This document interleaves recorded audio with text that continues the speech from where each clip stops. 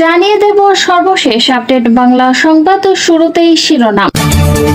স্বরাষ্ট্র উপদেষ্টা জাহাঙ্গীর আলম চৌধুরী বলেছেন, প্রতিবেশী দেশগুলোর সঙ্গে সীমান্ত সমস্যা সমাধানে কৌশলী হতে হবে। তিনি বলেন, সীমান্ত দিয়ে যেন বাংলাদেশের কোনো অপরাধী বা সন্ত্রাসী পালাতে না পারে সে ব্যাপারে আরও সতর্ক থাকতে হবে। গত সোমবার সকালে বিজিবি দিবস উপলক্ষে রাজধানীর পিলখানায় এক সংবর্ধনা অনুষ্ঠানে তিনি এসব কথা বলেন। স্বরাষ্ট্র উপদেষ্টা বলেন, সীমান্তে চোরা কারবারিদের আইনের আওতায় আনতে হবে। সীমান্ত দিয়ে যাতে বাংলাদেশের কোনো অপরাধী বা সন্ত্রাসী পালাতে না পারে সে ব্যাপারে আরো সতর্ক থাকতে হবে। সীমান্তের নিষ্ঠার সাথে দায়িত্ব পালন করতে হবে। স্বরাষ্ট্র উপদেষ্টা আরো বলেন, নির্বাচন উৎসবমুখর করা বড় দায়িত্ব।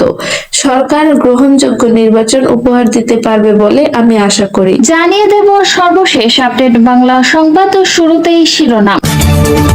আসন্ন ত্রয়োদশ জাতীয় সংসদ নির্বাচনে ঢাকা 17 আসন থেকে নির্বাচনে অংশ নেবেন বিএনপির ভারপ্রাপ্ত চেয়ারম্যান তারেক রহমান। এই আসনে প্রার্থী হতে আজ দুপুরে তার পক্ষে মনোনয়নপত্র জমা দেওয়া হয়েছে।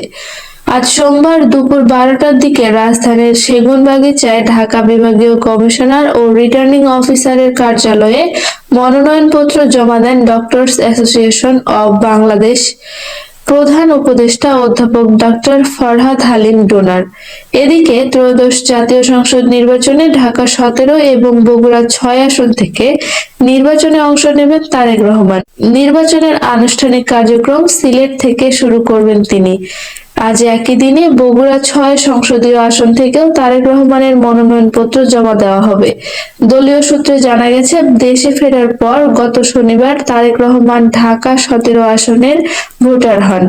এরপর থেকে বিএনপির জ্যেষ্ঠ নেতারা তাকে এই আসন থেকে নির্বাচন করার অনুরোধ জানিয়ে আসছিলেন।